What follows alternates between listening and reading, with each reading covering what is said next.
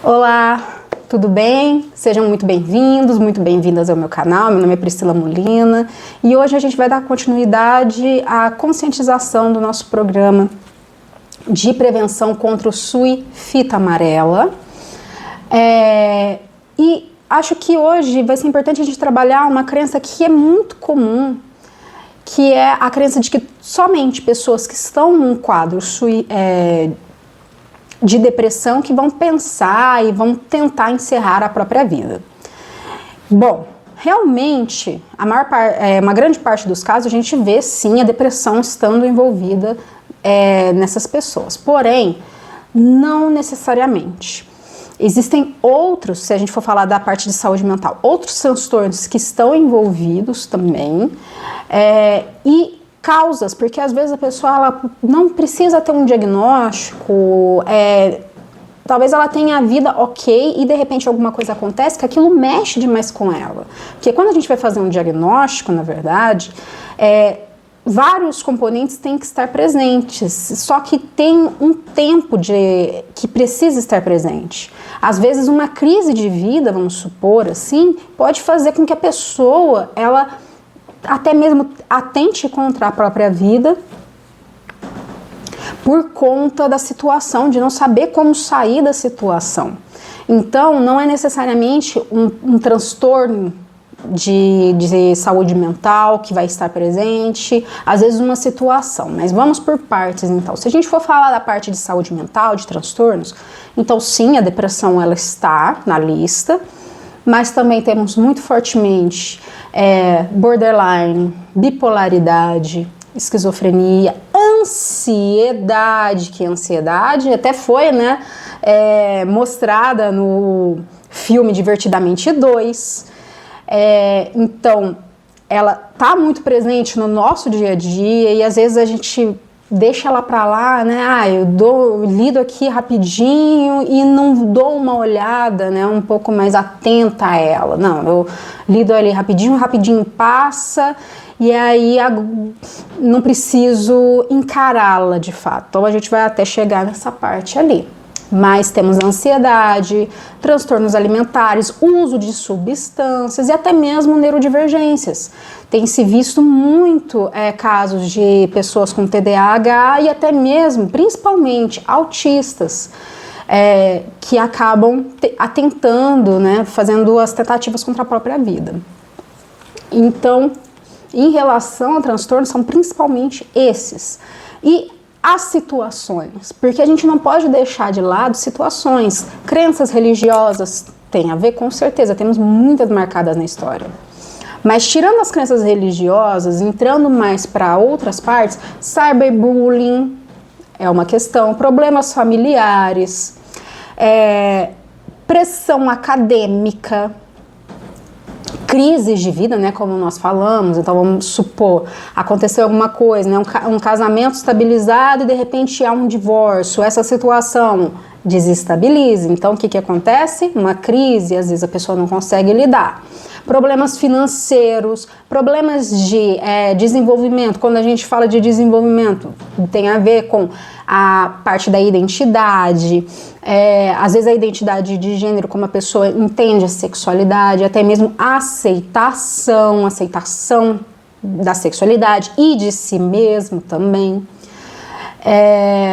Uso de substâncias novamente, porque às vezes a pessoa ela usa as substâncias, mas não necessariamente ela tem um diagnóstico, e o álcool está aí de uma maneira legalizada. Então é um problema que a gente vê muito presente com jovens adultos, a pessoa depois de 18 anos ali entrou na parte de jovem adulto, o início da vida adulta, e começa a fazer o uso de substâncias, e muitas vezes isso pode se tornar até mesmo um fator para a tentativa de encerrar a própria vida.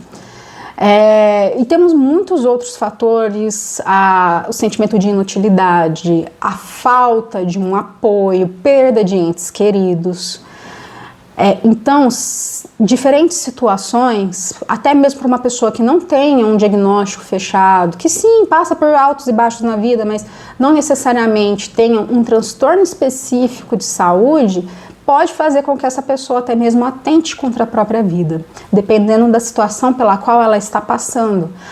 A questão é que são situações, ou então até mesmo transtornos, que levam a pessoa a ter uma dor muito grande. É isso que a gente precisa focar, uma dor muito grande, em que não se vê saída, em que talvez até mesmo se tentou e talvez não tenha dado certo de certa forma, e a pessoa não consegue encontrar formas de que aquilo seja diferente. Às vezes é comum ter aquele pensamento, poxa, parece que eu sempre estou nesse mesmo efeito, será que eu nunca vou sair disso? Será que eu nunca vou conseguir ter essa parte, talvez ter uma vida social saudável? Será que eu nunca vou sair desses problemas financeiros? Será que eu nunca vou ter um relacionamento realmente saudável? Independentemente de qual seja, ou até mesmo a perda. Poxa, eu não quero sentir essa dor dessa perda, seja a perda de um trabalho, de um relacionamento, seja a perda de um ente querido. E esqueci de falar, isolamento social também é um fator muito importante.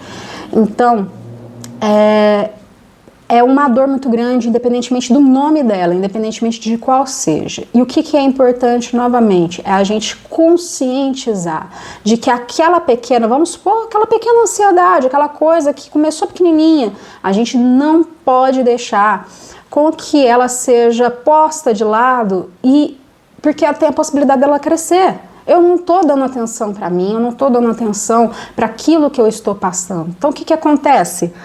É como se fosse aquele desenho, aquele vídeo que a gente já viu, né? Começa pequenininha ali caindo, umas bolinhas de neve, de repente ela começa a crescer, crescer, crescer, até virar uma avalanche, até virar algo gigantesco, do qual a gente tem extrema dificuldade depois de lidar.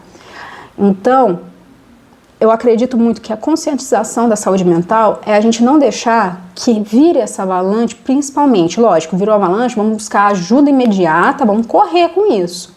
Mas lá do início, começou, ou percebeu que a outra pessoa está às vezes numa ansiedade muito grande, com alguma questão ali, final da faculdade, tem que fazer TCC, ou está passando realmente por uma situação muito complicada, de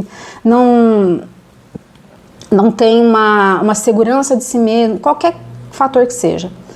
Mas a gente ter essa conscientização de ali no início já buscar uma ajuda. Não precisamos e a gente não tem respostas para tudo. Então vamos buscar a ajuda dos profissionais de saúde mental que realmente vão poder ajudar a talvez encontrar ferramentas, no caso do psicólogo, encontrar ferramentas, encontrar saídas talvez um pouco diferentes ou até mesmo adaptar. Tá bom, você tentou dessa maneira com essa ferramenta, mas como que você tentou? Vamos tentar então usar essa ferramenta dessa outra maneira.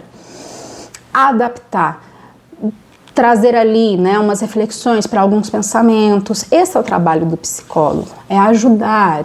Temos a parte, né, do diagnóstico também, a gente ajuda o médico nessa parte, tem o psicodiagnóstico, mas principalmente nesse acompanhamento trabalhar esse ajudar ali a lidar com essas situações, com essas dores muito grandes. Então, tanto com transtornos, se você tem algum transtorno já diagnosticado, quanto, não tenho nada, mas tem uma situação que eu não estou conseguindo lidar. Buscar ali a ajuda é extremamente importante, mas o que é principal? É estar atento à sua saúde mental, é estar atento ao seu meio e como vocês ou outras pessoas ali no seu meio estão lidando talvez com dificuldades da vida. Assim, a vida não é fácil, ela é complicada, mas isso faz-se justamente extremamente necessário com que a gente trabalhe a nossa saúde mental para lidar com essas situações na vida. Bom, se você gostou do vídeo, deixa o seu like, se inscreva no canal, deixa o seu comentário, compartilhe com pessoas que você acha que vão se interessar, que precisam, na verdade, começar a desmistificar algumas crenças também, a ter essa conscientização da saúde mental, coisa que eu falei bastante nesse vídeo, né? Várias vezes esse termo. E vou aguardar vocês na próxima semana para a gente continuar abordando esses assuntos muito interessantes e muito importantes em relação ao nosso projeto da Fita Amarela. Um beijo a todos e até o nosso próximo vídeo.